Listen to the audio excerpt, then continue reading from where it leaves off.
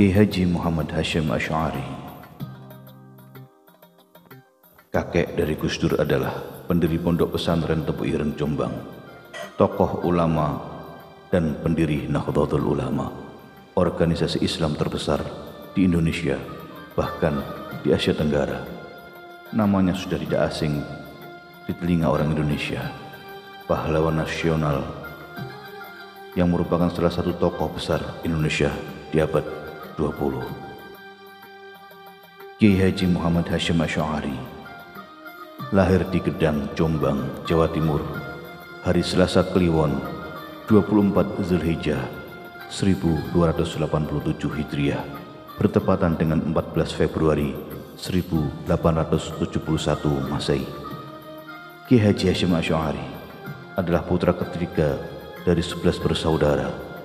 Ayahnya bernama Kiai Asy'ari, pimpinan pesantren keras Jombang. Dari jalur ayah, nasib Kiai Hasyim bersambung pada Maulana Ishaq hingga Imam Ja'far As-Shadiq bin Muhammad Al-Baqir.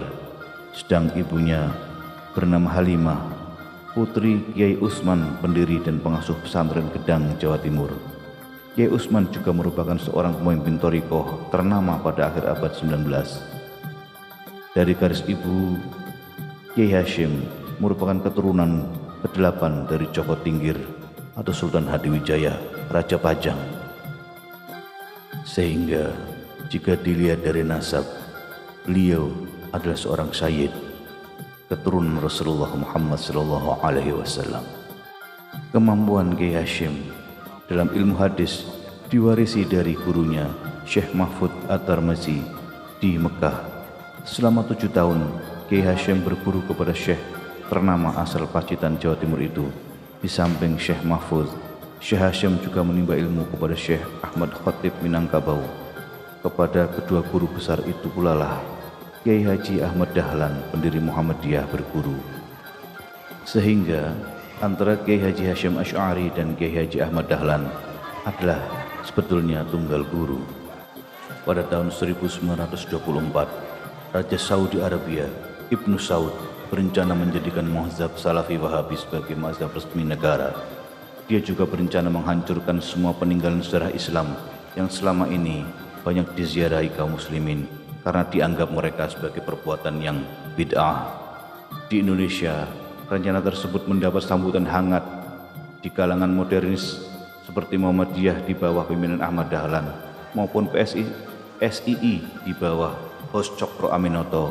Sebaliknya, kalangan pesantren yang menghormati keberagaman menolak dengan alasan itu adalah pembatasan mazhab dan penghancuran warisan peradaban. Akibatnya, kalangan pesantren dikeluarkan dari keanggotaan Kongres Al-Islam serta tidak dilibatkan dalam delegasi dalam Muktamar Al-Alam Al-Islami, Kongres Islam Internasional di Mekah, yang akan mengesahkan keputusan tersebut. Didorong oleh semangat untuk menciptakan kebebasan bermazhab serta rasa kepedulian terhadap pelestarian warisan peradaban, maka Kiai Hasyim bersama para pengasuh pesantren lainnya membuat delegasi yang dinamai Komite Hijaz. Komite yang diketuai Kiai Haji Abdul Wahab Hasbullah ini datang ke Arab Saudi untuk meminta Raja Ibnu Saud mengurungkan niatnya. Astaghfirullah, astaghfirullah, astaghfirullah, astaghfirullah, astaghfirullah, astaghfirullah, astaghfirullah, astaghfirullahaladzim alladzi la ilaha illa huwal hayyul qayyum wa atubu ilaihi min jami'il dzunub. Allahumma salli ala Muhammad wa ala ali Muhammad wa sallam. Allahumma salli ala Muhammad wa ala ali Muhammad wa sallam. Allahumma salli ala Muhammad wa ala ali Muhammad wa sallam. Allahumma salli ala Muhammad wa ala. Pada saat yang hampir bersamaan, datang pula tantangan dari berbagai penjuru dunia atas rencana Ibnu Saud tersebut, sehingga rencana tersebut digagalkan. Hasilnya, hingga saat ini umat Islam bebas melaksanakan ibadah di Mekah sesuai dengan mazhab masing-masing. Itulah peran internasional kalangan pesantren pertama yang berhasil memperjuangkan kebebasan bermazhab dan berhasil menyelamatkan peninggalan sejarah serta peradaban yang sangat berharga.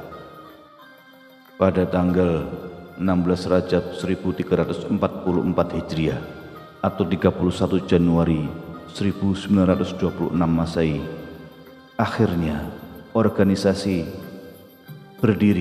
didirikan dengan nama Nahdlatul Ulama, yang artinya kebangkitan ulama.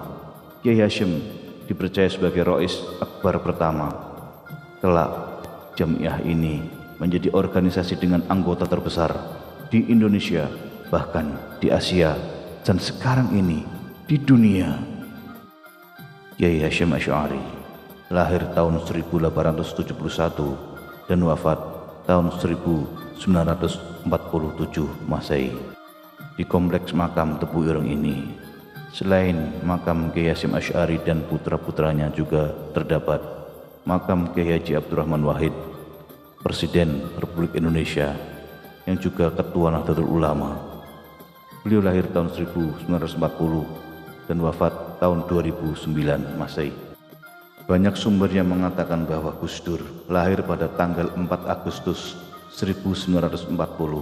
Namun kalender yang digunakan untuk menandai lahir-kelahirannya adalah kalender Islam, yang berarti dia lahir pada 4 Sya'ban sama dengan 7 September 1940. Dan sedangkan menurut buku yang telah ditulis oleh Abu Bakar Aceh Jakarta 1957 menyebutkan 4 Juli 1939 Masehi. Ia lahir dengan nama Abdurrahman Ad-Dakhil. Ad-Dakhil berarti sang penakluk. Hal ini dikarenakan Abdurrahman Wahid sebagai anak pertama yang diharapkan menjadi pewaris budaya keluarga Hasyim Asy'ari menjadi penakluk seperti halnya Sultan Abdurrahman Ad-Dakhil Abdurrahman I yang pernah berkuasa selama 32 tahun di dinasti Bani Umayyah Spanyol. Kata Ad-Dakhil yang tidak cukup dikenal pada akhirnya diganti menjadi Wahid dan kemudian lebih dikenal dengan panggilan Gus Dur. Gus adalah panggilan kehormatan khas pesantren kepada seorang anak kiai yang berarti abang atau mas. Gus Dur adalah putra pertama dari 6 bersaudara. Secara genetik, Gus Dur lahir dari keturunan ningrat dalam komunitas Muslim Jawa Timur. Kakek dan ayahnya adalah Kiai Hasyim Asy'ari, pendiri Nahdlatul Ulama NU. Sementara kakek dari pihak ibu, Kiai Haji Bisri Sansuri, adalah pengajar pesantren pertama yang mengajarkan kelas pada perempuan, sekaligus merupakan Rais Am PBNU setelah Kiai Haji Abdul Wahab Hasbullah. Gus Dur pindah ke Jakarta tahun 1949 mengikuti ayahnya yang sedang menjabat sebagai Menteri Agama pertama. Gus Dur masuk sekolah SD di Matraman, Perwari, kemudian memilih tetap terus untuk tinggal di Jakarta meskipun pada tahun 1952 ayahnya sudah tidak lagi menjabat Menteri Agama. Dari awal masuk SD, Gus Dur sudah diajarkan dan diarahkan untuk banyak membaca buku-buku umum. Ayahnya tentu ingin supaya Gus Dur memiliki pengetahuan dan pandangan yang luas tentang hidup, tidak sebatas hanya seputar ilmu yang terdapat dalam kitab kuning. Sampai hari yang menyedihkan itu tiba. Pada April 1953, ayah Gus Dur meninggal dunia karena kecelakaan mobil dalam perjalanan antara Bandung, Cimahi, Jawa Barat. Setelah menimba ilmu di pesantren-pesantren seperti di Krapyak, pimpinan Kiai Haji Ali Maksum, Yogyakarta, kemudian di Tegalrejo, Magelang, kemudian di Tambak Beras, Jombang, tahun 1963 Gus Dur mulai menempuh pendidikan di luar negeri hingga dia memiliki banyak ilmu dan mengerti 5 bahasa di dunia. Terjadinya Gus Dur menjadi presiden ini membuktikan bahwa kalangan pesantren pun bisa menjadi presiden. Semoga kisah tauladan Kiai Hasyim Asy'ari dan Kiai Haji Abdurrahman Wahid ini menginspirasi kita semua untuk menjadi orang yang bermanfaat bagi agama dan negara, nusa dan bangsa. Ya lal watan, hubbul watan minal iman, walatakum minal firman, inhadu alal watan. Ya lal watan, hubbul watan